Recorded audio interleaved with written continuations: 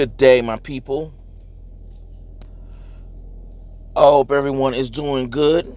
To my kings and my queens, another beautiful day outside. I mean, it's absolutely beautiful out.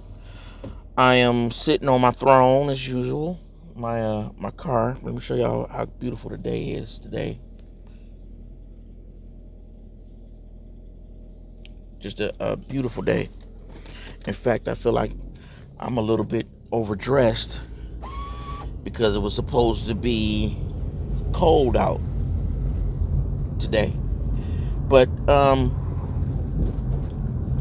if I didn't say it before, welcome to my vlogs. And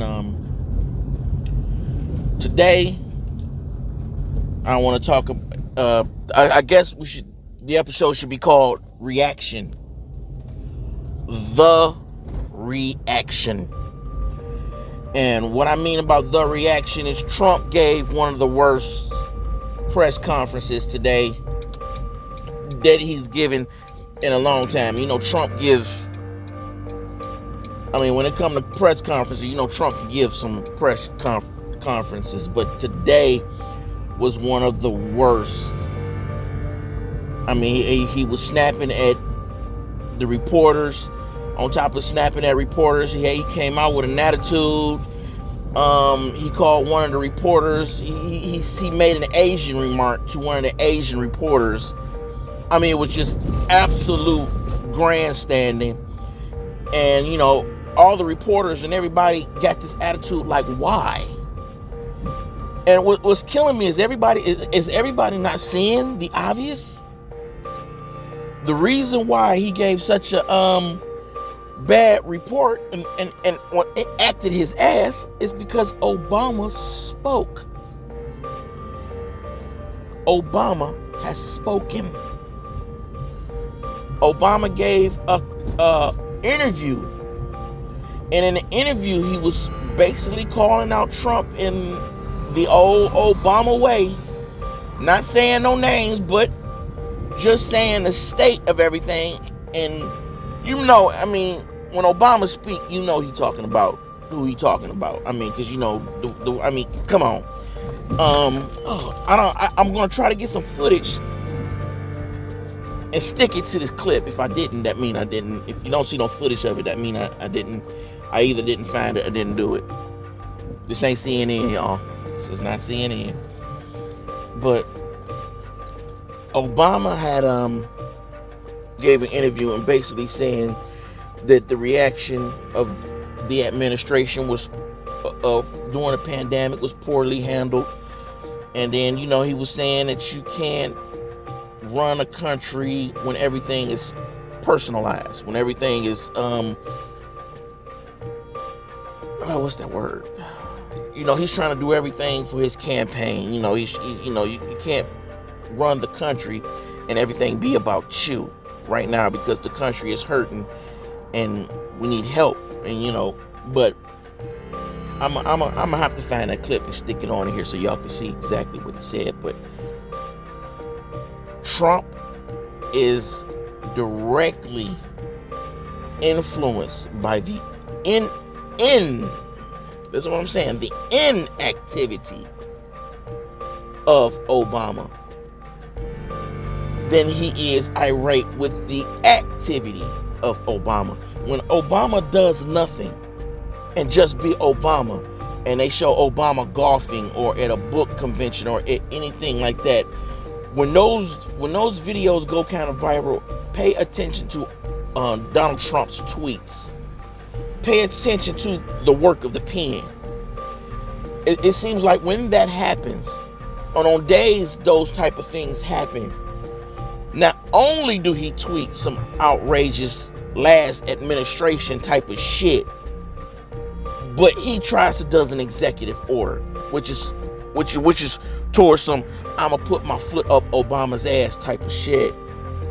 Like last time, it was Obama had endorsed Biden, and that same day, go check the tweets and all this shit, people. The same day he endorsed Biden, Trump gave this long ass talked to, I guess he's in the Oval Office, and gave us a talk about getting rid of Obamacare. They were saying it's still a bad system. It's still a system we need to get rid of. And, I'm going to make some executive orders. We're going to get rid of Obamacare. And, it's very bad. It's very bad. In the middle of a pandemic, you don't even have no other insurance to replace it. And we know how bad it went last time you tried to replace it. But now you want to speak on Obamacare during a pandemic? Really? And Obama had just spoke. This is maybe a week ago. He just spoke, and now remember, these are Trump is doing during Obama's inactivities. But he's not even saying nothing directly to Trump. Now, Obama said this speech and gave it to the reporter. Then Trump came out yesterday, was it yesterday or the day before, and gave one of the worst interviews ever. Full of attitude, and it was supposed to be one of the briefing for the pandemic, and it just went terrible.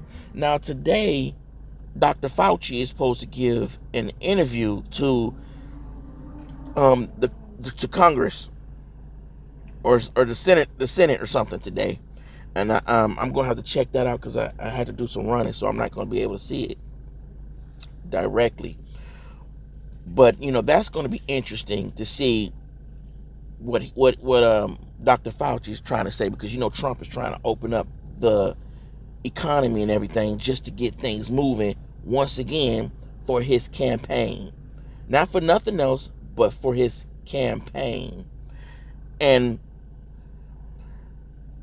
what I'm saying is, y'all got to understand another thing, because a lot of people be wondering why Obama be so quiet and why Obama never says nothing. One of the reasons that I know, well, I don't know, it ain't like I know the man, but one of the reasons that he tries not to say and do a lot is because he don't want to fan the dragon. He don't want to, it is that critical with Trump and Obama that Obama can literally fan the dragon. If Obama react or do anything personal, on a personal level, towards Trump, or not towards Trump. Remember, the inactivity of Obama fucks Trump up. So it's almost watching a man have to walk on eggshells on the behalf of other people, because he know that if he fan the dragon, Trump will react. He's going to react. He's going to do an executive order of some shit, or he's some tweet that's going to go out of hand. Something is going to happen. And right now we're going through a pandemic. Now, I'm gonna stop right here, because I want to locate this clip and try to show it on here somehow so you can see the clip of Obama, of what Obama's saying. But just pay attention to the things that when Obama says something or does something, the reaction of the Trump or the Trump administration. I mean, it's very powerful. And on another note, the Aubrey footage is really blown up nationwide. They have made arrests to the two white men that the McMichaels, I think their names are. I don't know. Don't quote me on that. But they made arrests on them, and now they're trying to investigate what took so long for anything to happen. Honestly, if this video didn't come out, the guy that was shot would have just been shot and killed, and nothing would have been done about it. But it is getting to the point, you all, where I'm not even going to call it civil war. I'm not going to call it civil war, because it's a war against black people when we have been victimized the entire time. So I'm not even going to say the Civil War. It's easier to explain it simply as the race war, because we don't necessarily, the way everything is set up, we don't necessarily belong to this country in a way to say. We don't really have a place that we can really say we have home, even though we contribute here. And we contribute um, militarily, laws. It don't matter how much we contribute or how much we would do, we will never be accepted. We will never be accepted. And for some reason, it seems like with white folks, it seems like they are convinced that the only way that they can have prosperity and prosper and be successful is with the denial of our success and our prosperity. And it's, I mean, you have to look at everything you see and everything they reactions and everything they do, and you can witness it yourself firsthand. In order for them to feel as though they can still live in the Hamptons and have the white picket fence and be happy and have the dog playing in the backyard, and and you got to look at it like, but most white people, this will blow your mind, but most white families have several houses. Several. They have a vacation house. They have a house up north, a house that they go to during the winter time. Several houses. And that's commonplace for them. That's how comfortable they have gotten into society.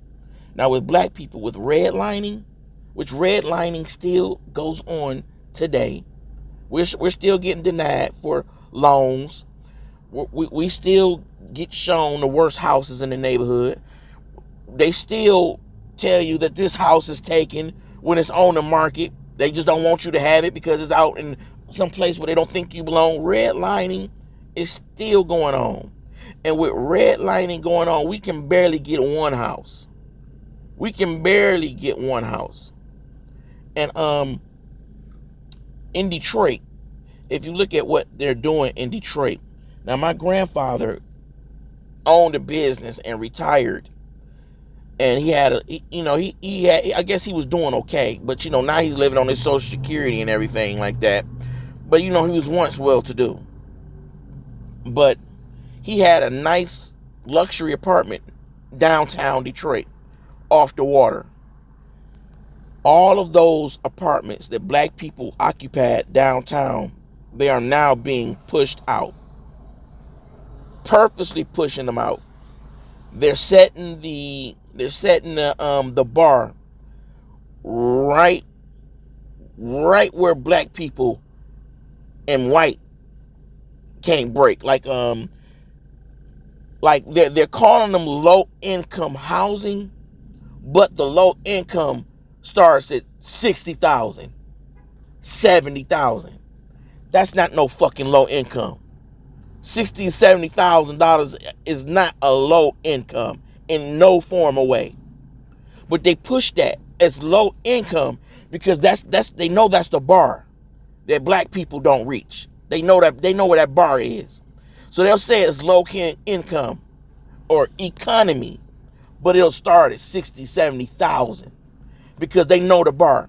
So what you see that's going on downtown is a lot of black people is being pushed out because they're bringing in a lot of white folks. And literally, the culture is literally being erased and pushed out from downtown. Literally, just being pushed away. And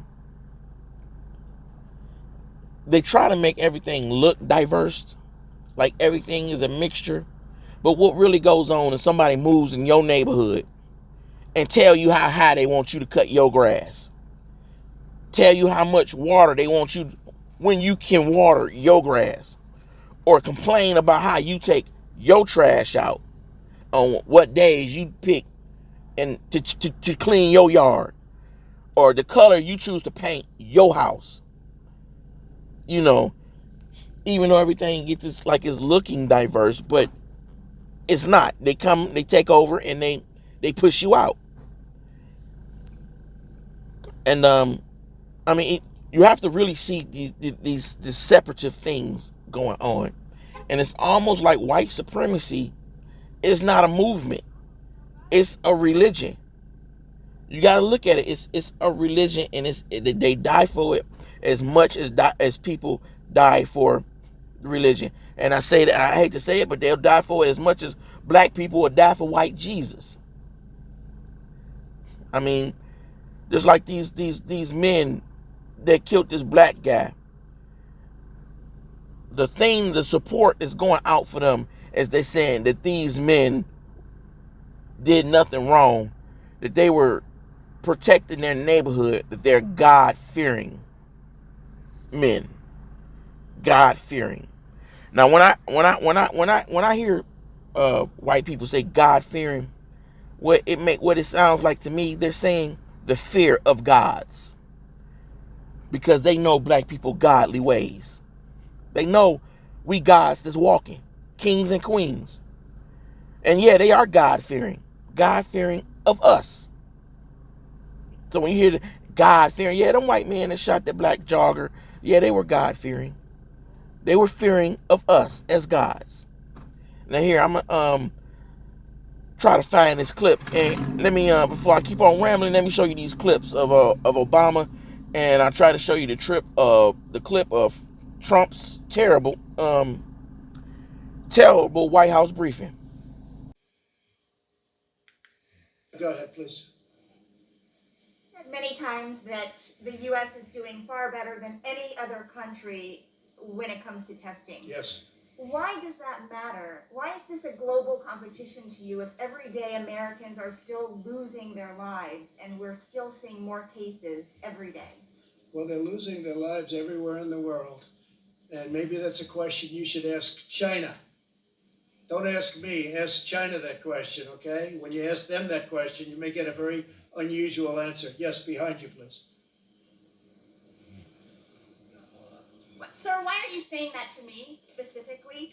I'm telling you, I'm not saying it specifically to anybody. I'm saying it to anybody that would ask a nasty question like that. That's not a nasty question. Please go ahead. Why does it matter? Okay, anybody else? Please, go ahead in the back, please. I have two questions. No, it's okay. But you pointed to me. I have two questions, Mr. President. Next, please. But you called on me. I did, and you didn't respond, and now I'm calling on Sorry, I just the wanted young lady in the back, please. I just wanted to let my colleague finish. Okay. But can I ask you Ladies and gentlemen, thank you very much. Appreciate it. Thank you very much.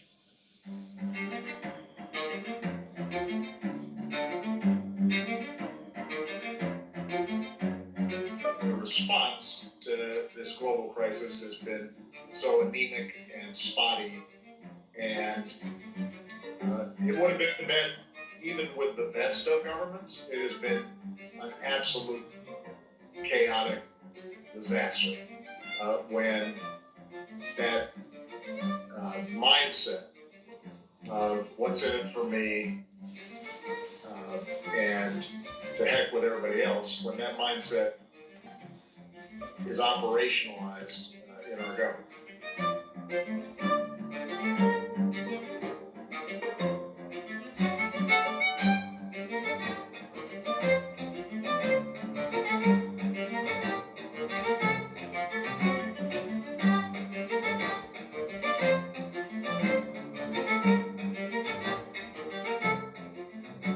One of the things that was identified as an early priority was testing. PPE availability, personal protective equipment, was another priority focus within that document because we knew that was an area of potential weakness. And so that would have to be an early focus if we saw a novel virus overseas. And it was very explicit in the document that something like COVID should set off alarm bells. The document specifically talked about a novel virus, a virus we hadn't seen before, for which we had no medical countermeasures, and which was showing the ability to efficiently spread from human to human.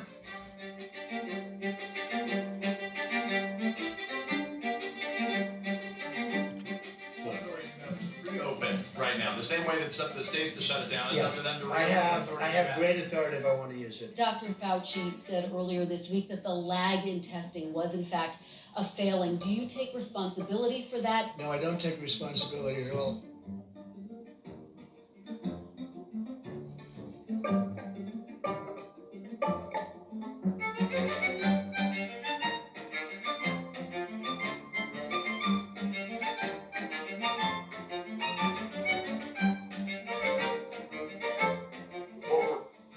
battling is not just a particular individual or a political party.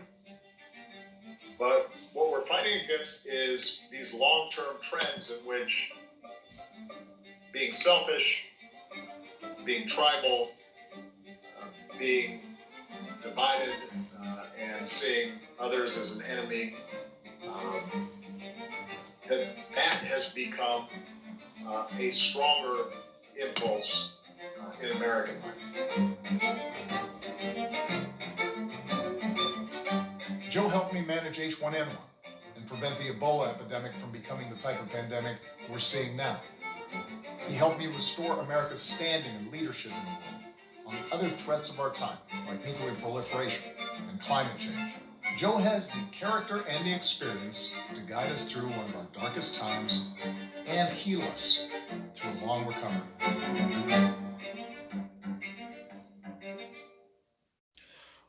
Well, unfortunately, y'all, I tried to download the rest of the footage, which was Trump talking at the press conference, his reaction at the press conference, and a little clip I got from CNN, which actually would have explained the whole video, the whole feud with Trump and Obama.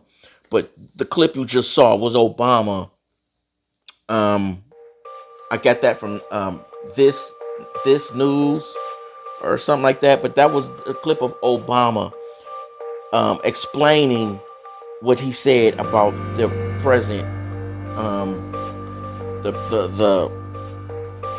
the present administration.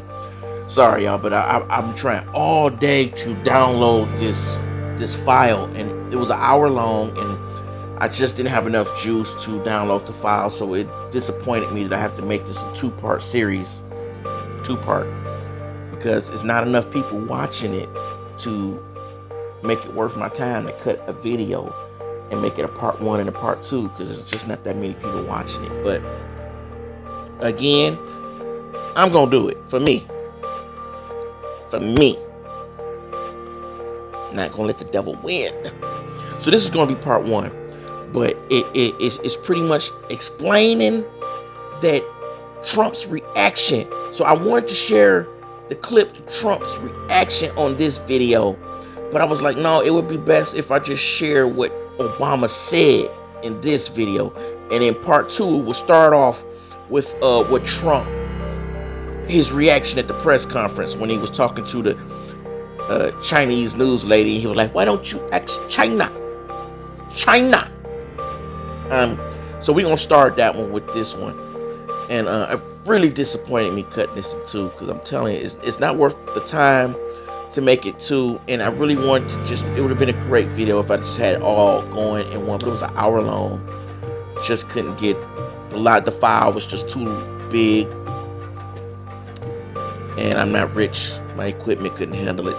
Just kept crashing all day. So this is part 2. Will be coming, I guess, a day after this one or something like that. You know, because like I said, don't that many people watch these videos, so it ain't like people gonna be waiting on a goddamn video anyway. But it will be within like a day or 2 of this video. But pay attention to what I'm saying, y'all. I mean, Trump's reaction to this is going to be critical, because as you've seen, Obama just made his appearance. He's pushing Biden. He's going to be on the campaign with Biden, and he just made that comment about the administration. And you know, Trump is going to have a reaction, especially after this press conference was just so fucked up. So stay tuned for part 2. Thank y'all for watching this video this far to the end. Again, I'm sorry that I had to break this video up in 2 pieces. The file was just too large. And I'm really at a loss making this 2 videos. I really am. But if you watch this one and it seemed incomplete, I'm sorry. It's going to be 2 parts. Just keep a lookout for the next video. I'll load this one up, get it ready for tomorrow or the day after. But again, thank y'all for watching it. Like, subscribe. I'd appreciate the love. Any comments, all that is appreciated. And again, if you don't like it, comment that you don't like it. You can even hit the thumbs down and let me know what it was you didn't like about the video. If you're a Trump supporter or whatever, I'm always open up for conversations and different points of views. So thank you guys for viewing this, and see y'all on the next round. God bless. Peace.